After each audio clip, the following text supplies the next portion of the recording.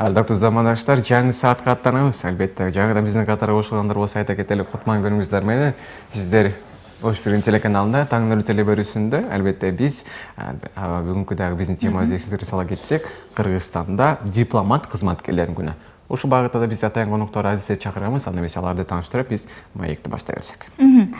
Кыргыз Республикасынын Тышкы иштер министрлигинин ыйгарым укуктуу өкүлчүлүгүнүн жетекчисинин орун басары Калдарали Маматалиев агабыз. Жана да Кыргыз Республикасынын Тышкы иштер министрлигинин Жалал Абад, Баткен, Ош облустарында ыйгарым укуктуу өкүлчүлүгүнүн экинчи катчысы Кабаев Азамат мырза. Ассаламу алейкум. Кутман күнүңүздөр менен.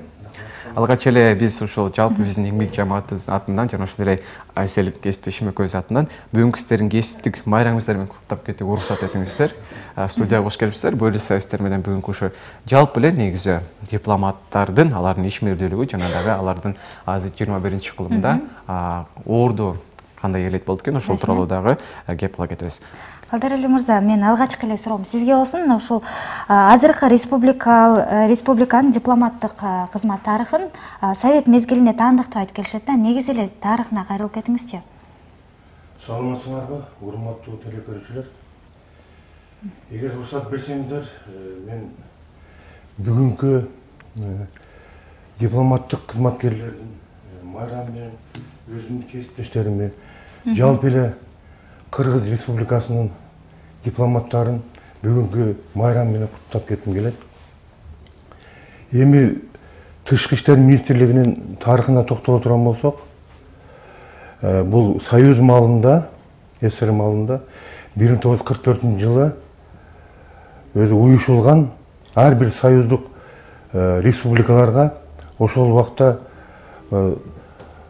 элдик комиссариаттар болгон, совнаркомдор. Ошолордун чечими менен 44-жылы март айында уюшулган. Ал эми эгемендүүлүк Кыргызстандын Тышкы иштер министрлиги өзүнүн тарыхын 1991-жылдан баштайт. Ал эми биздин Тышкы иштер министрлигинин ыйгарым укуктуу өкүлчүлүгү 1995-жылы Түштүк регионундагы губернаторлордун демилгеси менен 1995-жылы уюшулган. Ал эми 2000-жылы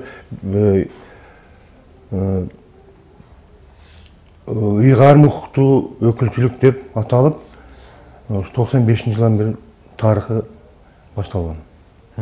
Жакшы. Негизинен ошол күндөн тартыла баштаган экен. Айтыңыздарчы ардактуу коноктору, ушул негизинен азыр 21-чи кылымда албетте дипломат деген түшүнүктү бизге айта кетсеңиздер. Себеп дегенде мисалы биз кичи кезде ушул дипломат дегенде биз жанагындай мынакей сиздерге окшогон агаларыбызды мынакей колдоруна атайын дипломат мынакей сумкалар көтөрүп ошону элестеткенбиз. Негизи эле азыркы ушул дипломат бул ким жана дагы анын ишмердүүлүгү тууралуу бир аз айта кетсеңиздер. Кыргыз Республикасынын уруксат берсеңиздер, саламатсыздар дагы бир жолу.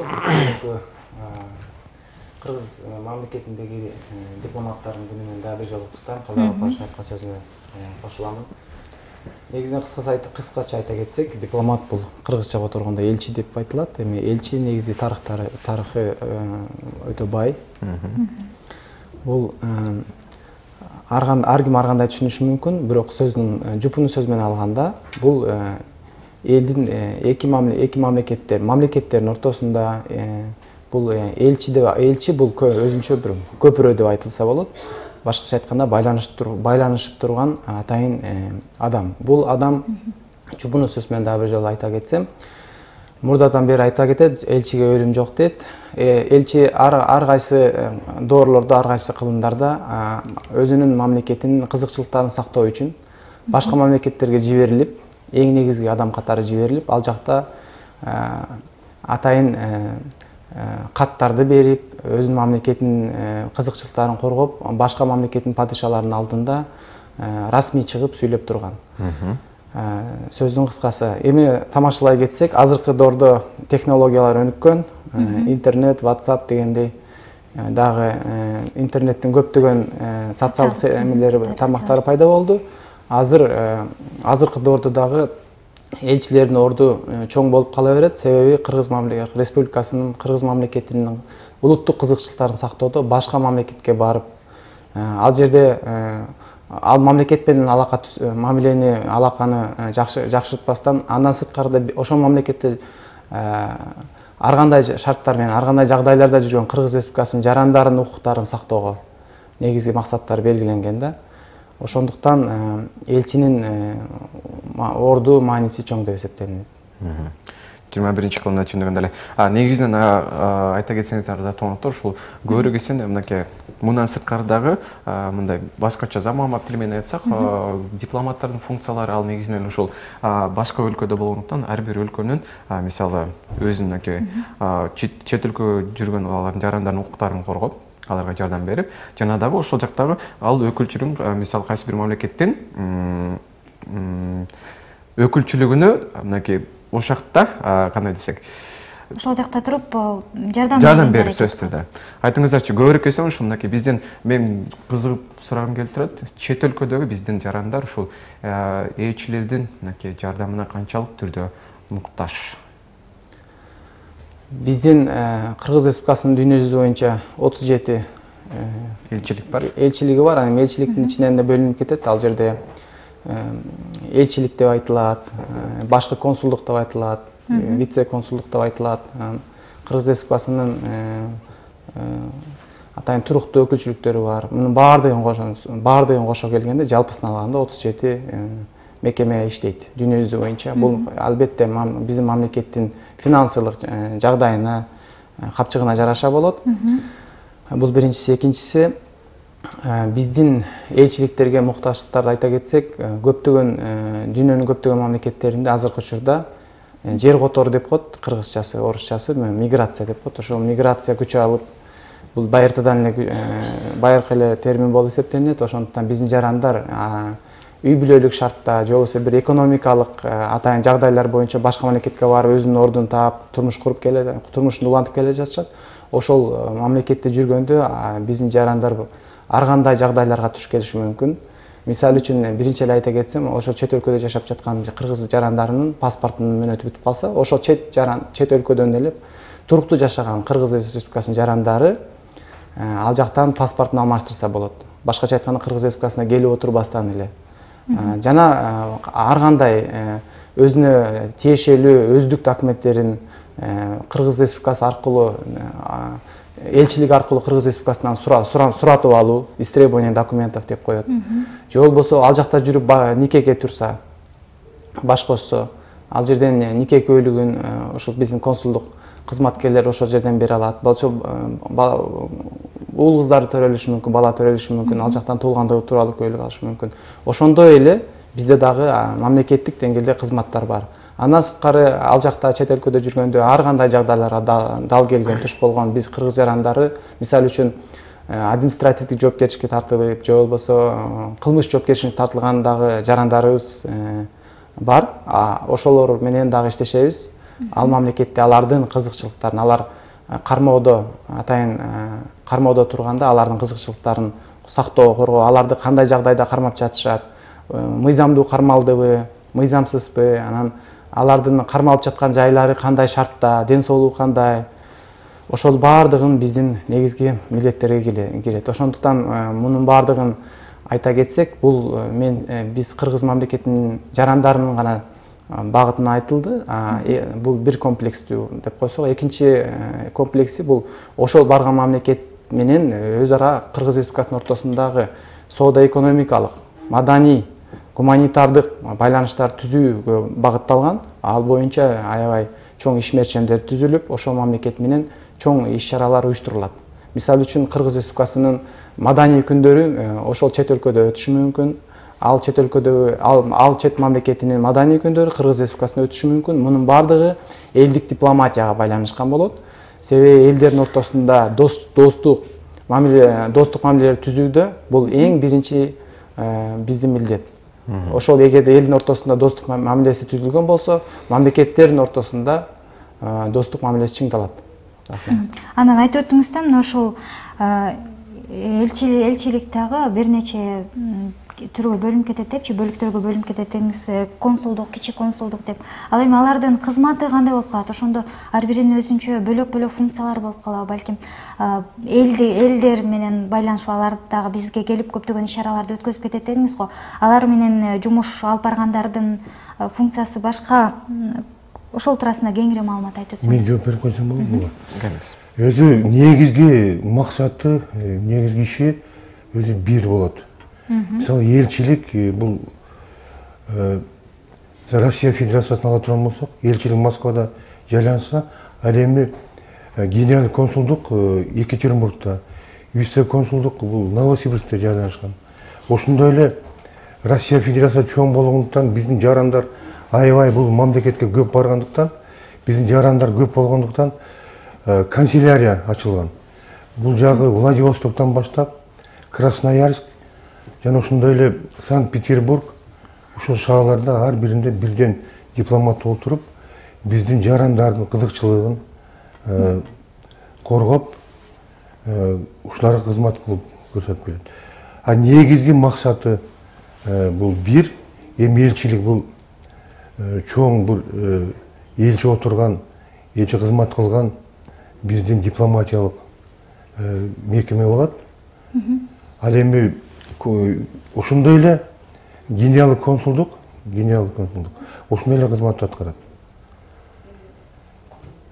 Негизги максаттары бир. Артынан дагы аябай эле бир кызыктыруучу суроо. Буга чейин мынакей Азамат ага сиз айта кеттиңиз, жер жүзүнүн жалпысынан биздин 37 өлчөлүк бар. Мен ойлойм, бул суверендик өлкөгө бир топ эле чоң жетишкен.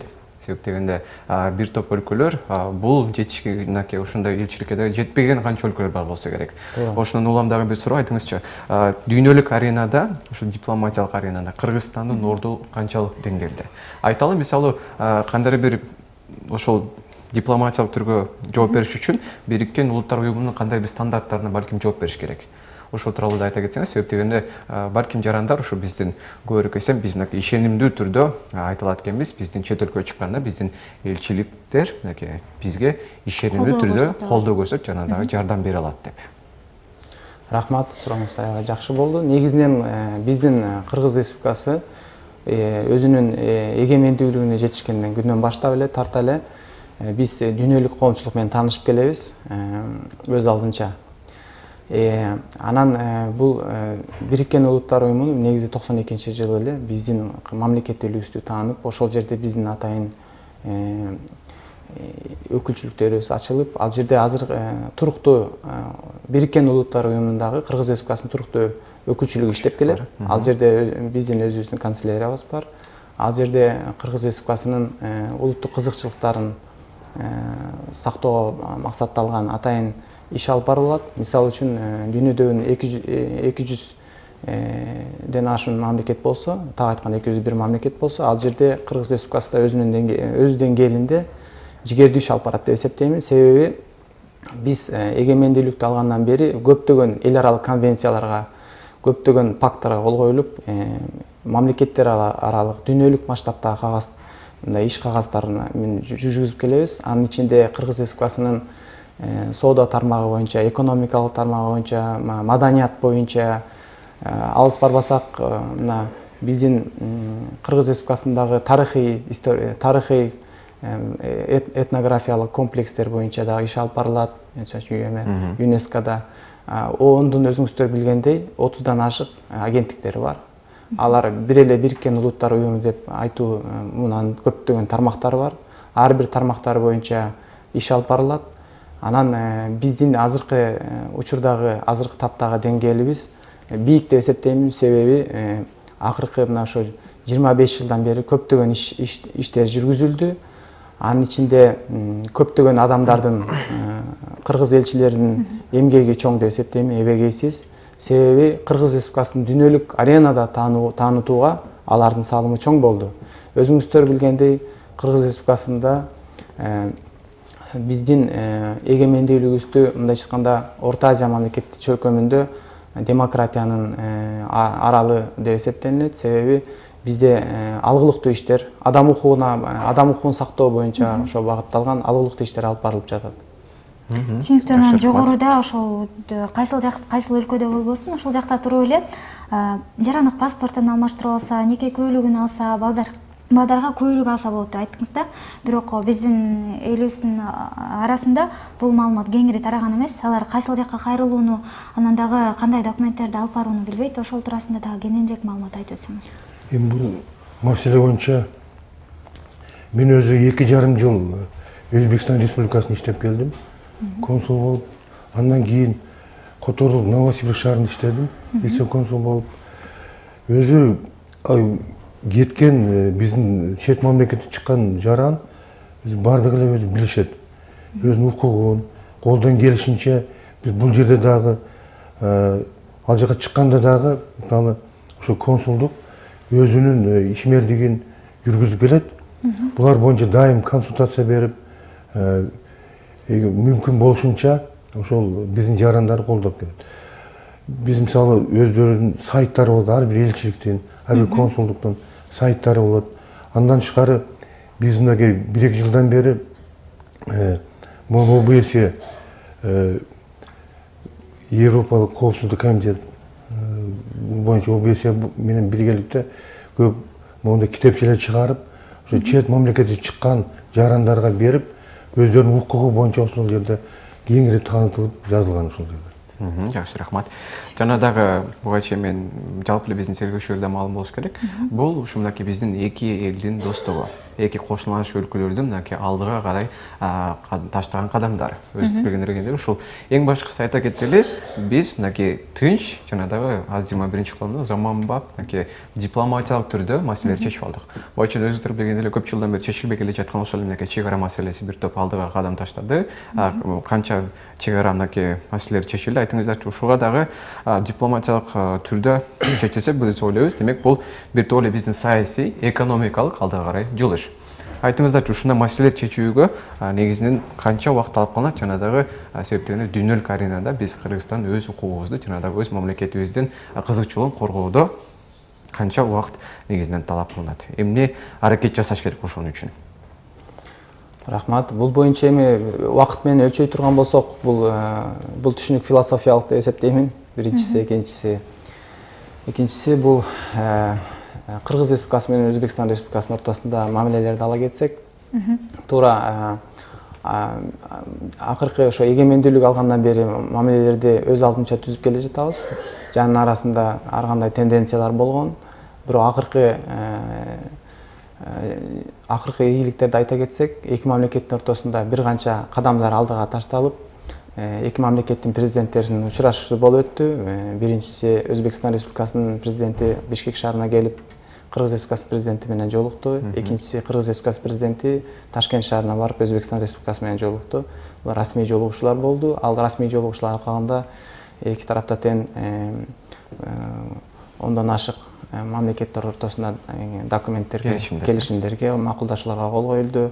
Ал макулдашуулар санабай эле коелу, себеби анын бардыгы ошо эки мамлекеттин пайдасына келе турган макулдашуулар. Макулдашуу качан пайдалуу болот? Макулдашуу эки мамлекет макулдашып, элге жардамы тие турганда, элге жакшынакай шарттар түзүп бере турган макулдашуу болуп эсептелинет. Андан сырткары чек ара мамилесинин суроосун козгой кеттиңиз. Эки мамлекет ортосунда чек аранын жалпы узундугу 1378 километр болуп эсептелинет. Бунун ичинен акыркы жолугушууда ошо 85% чечилди деп эсептелинип атат. Эми Кудай буйрса, акыркы калган километрлерди дагы бул 217 километр калган, ошолордун баардыгын тактоо иштери жүргүзүп жатат. Эки мамлекеттин ортосунда мамлекеттик чек араны тактоо үчүн ортодо эксперттик топтордун группасы иштеп жатат. Ал өкмөттөрдүн атайын буйругу менен жаралып, ал жерде Кыргыз Республикасында эң күчтүү эксперттер бүткүл мамлекет боюнча топтолуп, тактоо иштерин жүргүзүп жатышат. Башкача айтканда, атайын ишмерчемдер түзүлгөн, графиктер түзүлгөн, ошол боюнча алгылыктуу иш алып барылып жатат. Жана соода экономикалык жагын айта кетсек, эки мамлекеттин ортосунда 2004-жылы түзүлгөн өткөрмө жайлар боюнча атайын Кыргыз-Өзбек мамлекет чек арасы өткөрмө жайлар бар. Ал жайларда мына алыс барбай эле айтсак, Ош шаарына жакын жайгашкан Кара Суу районунда достук автоунаалык өткөрмө жайы бар. Бул 24 саат эл аралык деңгээлдеги иштей турган өткөрмө жайы болуп эсептелинет. Мурда 1000 адамга жакын адам өтсө, азыркы 5-6 сентябрь күнүнөн баштап күнүнө 5000 адамга чейин адамдар эки тараптын мамлекеттин жарандары өтүп жатат. Бул эбегейсиз мындайча айтканда жүк деп эсептеймин, себеби биздин чек арачыларга. Себеби эки тарап ошол адамдардын укугун сактоо менен өткөргөнгө жетишиш керек. Ошо 24 саат чек арачылар эс албастан ошол эки мамлекеттин ортосунда соода жана маданий иш-чараларды алып барыш үчүн иштеп жатышат. Жакшы. Рахмат. Эң башкысы айта кетели, биз бул ушундай маселелерди тыныч жана дипломатиялык түрдө чечип алдык. Сиздерге чоң рахмат. Ардактуу коңуттар, келиңиздер, сиздерге эркин микрофон узаталы. Ушул жалпы бүгүн кесиптештериңизди ушул дипломат болуп эсептелген кызматкерлерин куттап кетсеңиздер болот. Келиңиздер. Элге кайрылуу жасалсаңыздар болот. Эми урматтуу телекөрүүчүлөр, эң негизгisi ушу Кыргыз мамлекетинде тынччылык болсун. Ушундай дипломаттар бар. Буюрса Кыргызстандын келечеги чоң. Эгерде 200 мамлекеттен ашык, дүйнө жүзү боюнча 200 мамлекеттен ашык өлкө болсо, ошонун 138 мамлекети менен Кыргызстан алака кылып келет. Ал эми 50ден ашык эл аралык уюмдар менен иш алып барат. Мен айтарым, ушу Кыргызстандын келечеги кең. Буюрса өкмөтүбүз баягы жакшы моундай программалар менен жаңы доору 40 кадам деген программаларды кабыл алып, ошол боюнча 5 жылдын ичинде белгилүү бир жакшы бир натыйжаларга жетишет деп ойлойм. Рахмат. Азамат ага, келиңиз. Чоң рахмат. Баарыңыздарга ден соолук каалаймын. Кутмандуу таң деп айтмакчымын дагы бир жолу. Ар дайым ийгилик, жакшылык болсун. Ооба, бул 10-15-20 мүнөттүн ичинде биз Кыргыз Республикасынын дипломатиясы жөнүндө толук айтыш мүмкүн эмес. Бирок жана аябай өтө кызыктуу суроолор келип түштү. Консулдук багытта боюнча. Бул боюнча ар дайым биз Ош шаарындагы дарегибиз боюнча жарандарды кабыл алууга жана биздин интернет байланыштар боюнча да кабыл алууга ар дайым даярбыз. Чет өлкөдөгү элчиликтерибизде дагы чет өлкөдө жүргөн жарандарыбыздын ар кандай суроолору, укуктук суроолору пайда болсо, биз аларды колдон келишинче чечүүгө аракеттенебиз. Рахмат. Бизде айта кетели, сиздердин иштериңизге ийгилик, баарыңыздарга эң башкысы чындыгында эле ушул Кыргызстан ылайым эле алдыга гана өнүгө берсин. Рахмат.